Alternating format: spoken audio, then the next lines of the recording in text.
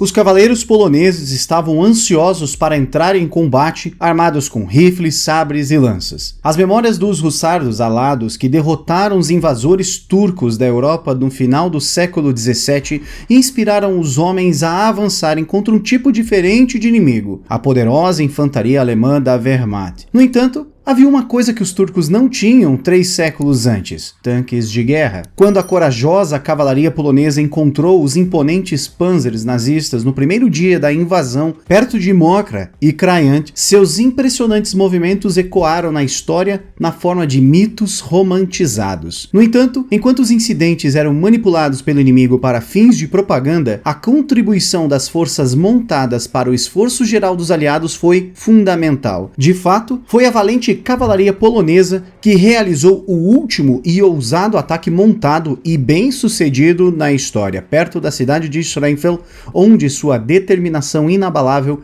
acendeu uma feroz chama contra um inimigo implacável: os blindados inimigos.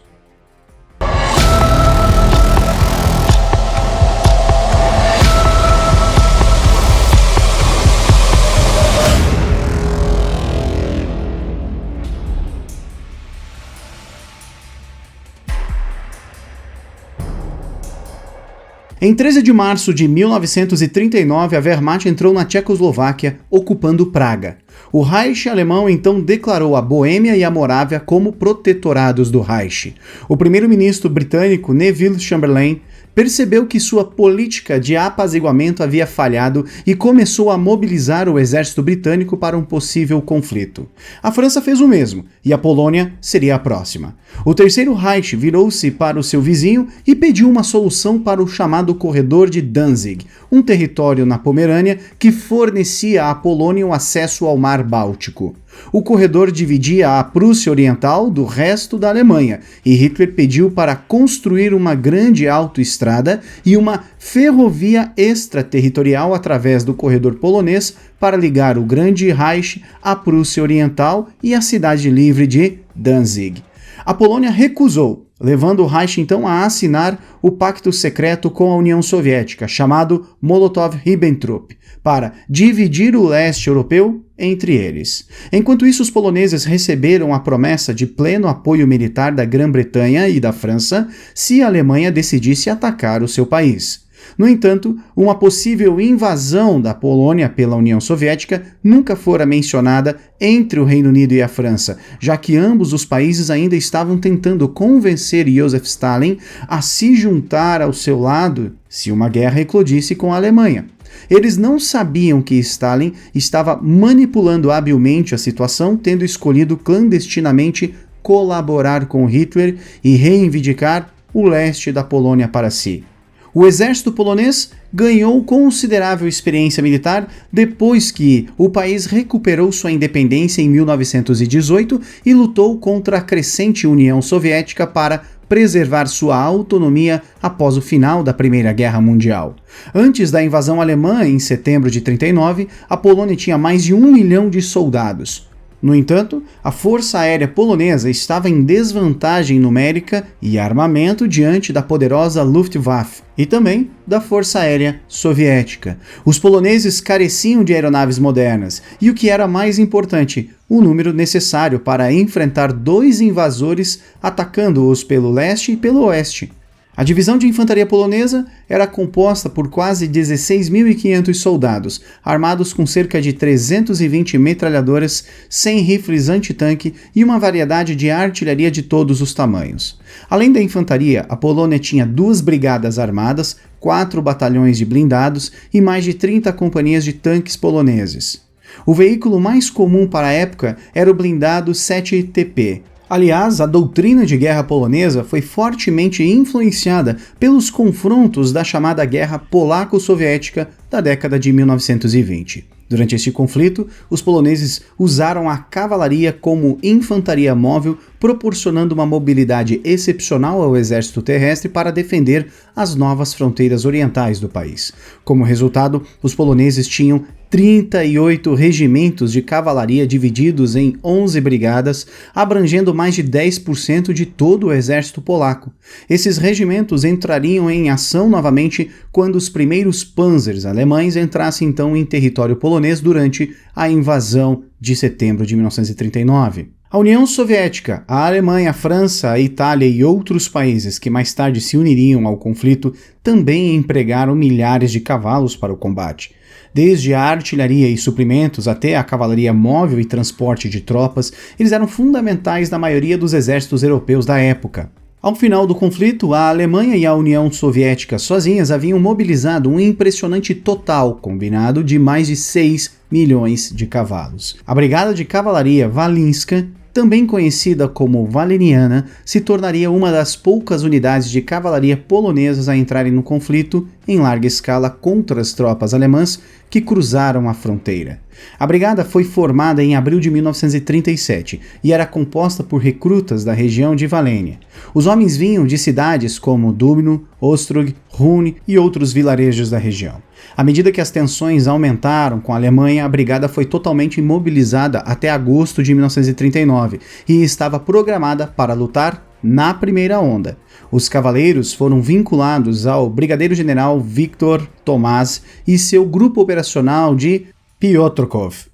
O principal objetivo da Brigada de Cavalaria Valeniana era servir como uma reserva móvel e cobrir a retirada planejada da 7ª Divisão de Infantaria à medida que os alemães avançavam em direção ao centro da Polônia. Profundamente nas florestas, no dia 1º de setembro de 1939, a 4ª Divisão Panzer tentou flanquear as posições polonesas perto de Mokra. Usando armas antitanque e fogo de metralhadora para dificultar o acesso dos blindados alemães, a resistência polonesa causou alguns contratempos para as forças Panzer. Em uma retirada apressada, muitos motociclistas alemães foram capturados.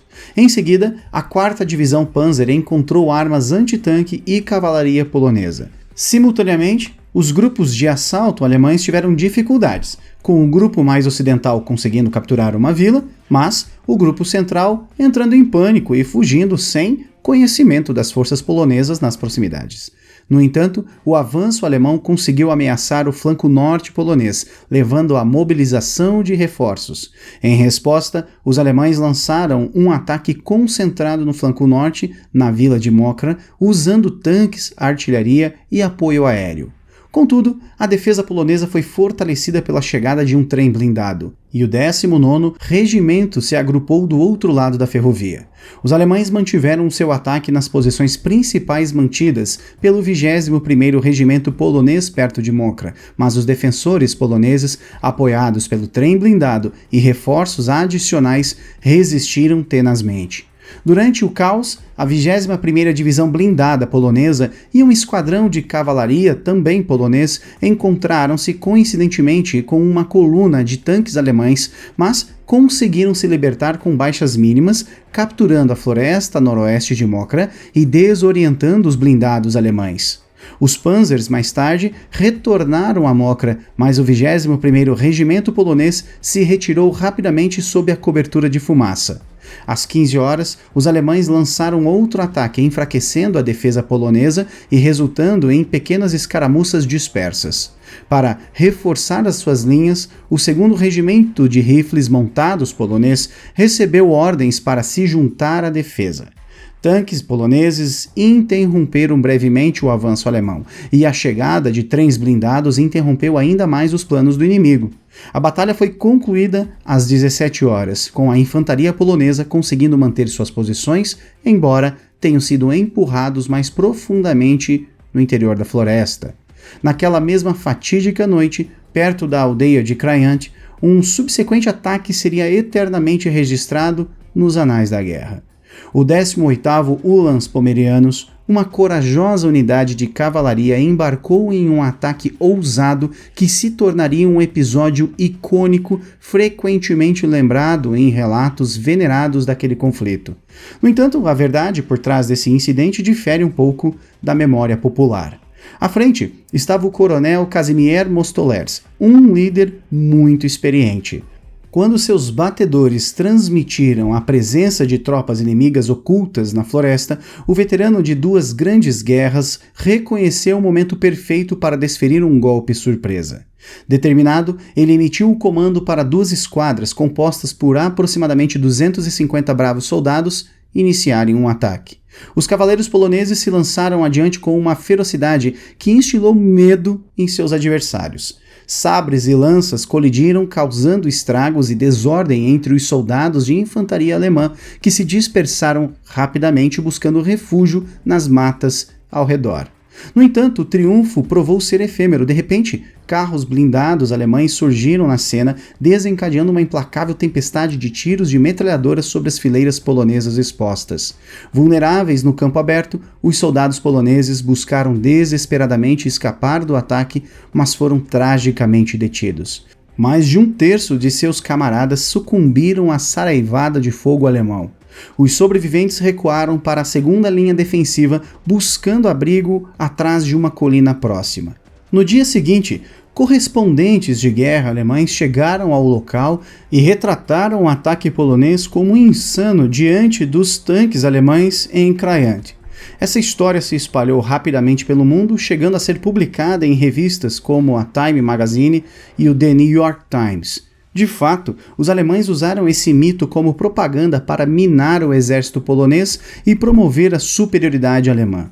Da mesma forma, os soviéticos abraçaram o mito para desacreditar a liderança militar polonesa. Os poloneses, por outro lado, ressentem-se muito deste mito, pois ele diminui as suas significativas contribuições para o esforço de guerra dos aliados.